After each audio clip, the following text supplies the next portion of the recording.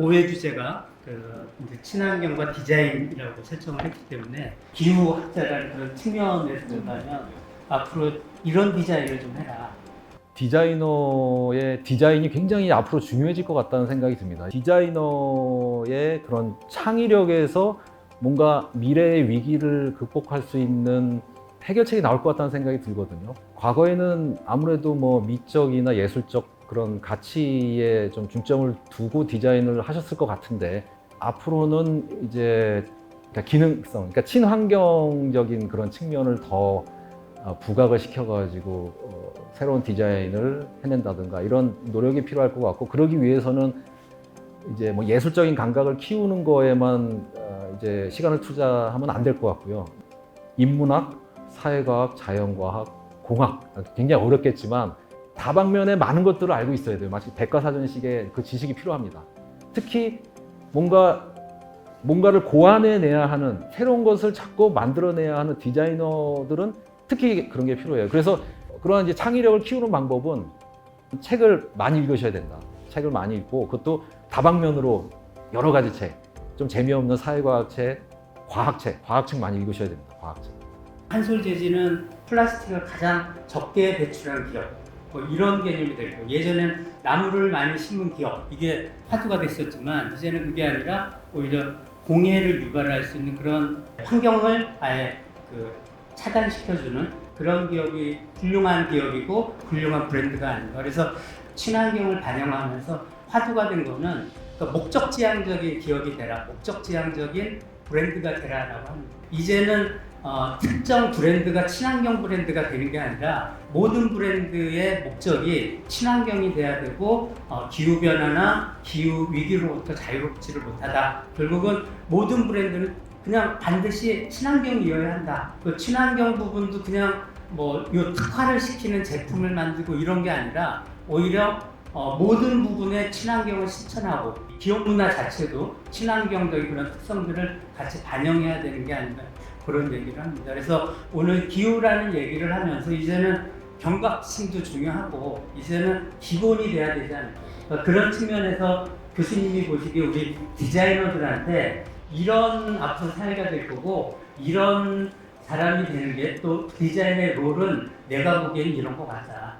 저는 디자이너의 역할이 앞으로 굉장히 중요해질 거라는 생각은 확실합니다. 예, 왜냐하면 사회 문제는 복잡해요. 지금같이 이제 복잡한 인구가 많고 복잡한 사회에서 나타나는 사회 문제들은 한두 사람의 머리로 해결할 수 없는 경우가 대부분이에요. 그래서 이런 문제들을 해결하기 위해서는 굉장히 창의성 있는 해법이 중요합니다. 저는 그러한 창의력을 가장 많이 갖고 있는 사람들의 집단이 이제 디자이너라고 생각을 하거든요. 네.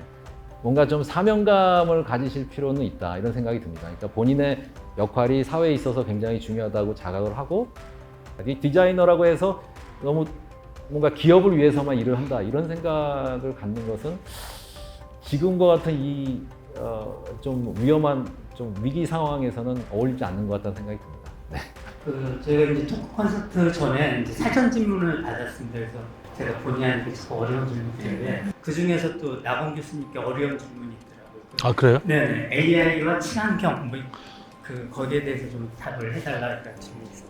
일단 지금 이제 디자인 쪽에서는 저희 디자인뿐만이 아니라 모든 분야가 마찬가지지만 AI를 어떻게 활용을 할 것인가 하는 것이 제일 큰 문제인 것 같아요. 그러니까 자기 생각을 정리하고 그 생각을 정리한 거를 어떠한 중요한 키워드를 쓸 수 있느냐 하는 게 내가 볼 때는 이 AI 시대의 디자이너가 살아남을 수 있는 좋은 방법인 것 같아요. 그러니까 다시 얘기하면은 자기가 궁금한 거를 질문할 수 있는 키워드들의 리스트를 이 지갑에 신용카드를 갖고 다니는 게 아니라 신용카드 대신에 거기다 중요한 단어들을 거기다 쭉 적어가지고 200개면 200개, 500개면 500개 정도를 외우는 사람이 결국은 AI 시대에는 살아남는 디자이너가 아닌가 이렇게 생각을 하고요.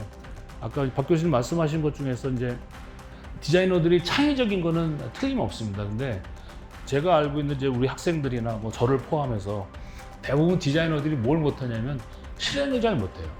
실행. 저도 이제 어디 가면 이거 새로 나온 제품 보면 내가 전에 얘기한 건데, 그러니까 저는 생각만 한 거고 실행을 안 한 거예요. 근데 누군가는 그 아이디어를 실행을 해서 많은 시련을 겪으면서 그걸 만들어냈다라고 하는 게 큰 차이라서 저는 우리 디자이너들한테는 아이디어도 좋지만 그 아이디어를 한번 실행을 해보는 그래서 그 실행을 통해서 내가 뭘 배울 것이냐 하는 그 노하우와 AI 이런 것들을 잘 접목을 하면 앞으로 디자이너들이 살기 좋은 그런 세상이 되지 않을까 이렇게 생각을 합니다.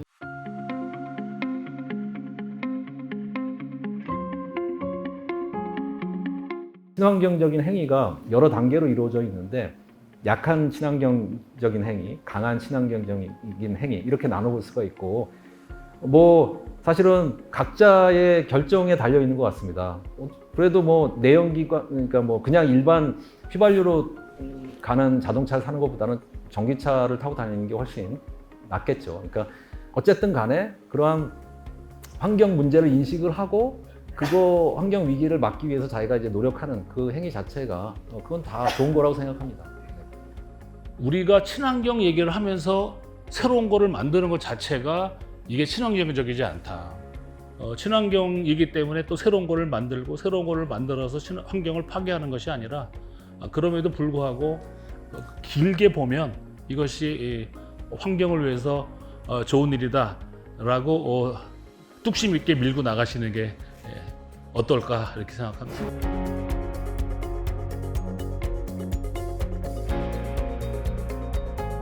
디자인에서 저는 제일 중요한 게 이제 그 감성이라고 보거든요. 특히 감성 중에서 아날로그적인 감성을 디자이너들이 얼마나 잘 갖고 있는지, 그것도 최고의 아날로그적인 감성을 느껴본 사람하고 그렇지 않은 사람하고는 제가 볼 때는 똑같은 디자이너라고 부를 수가 없을 것 같을 정도로 차이가 많이 나는데, 남들은 안 쓸지 몰라도 다양한 조기질 갖고 이렇게 다양한 필기도구 가지고 써보시는 거는 되게 좋을 것 같습니다. 친환경을 위한 친환경 디자인을 그동안 해왔다라고 이제 평가를 한다면 앞으로는 목적 지향적인 그런 친환경 디자인이 필요한 게 아닌가.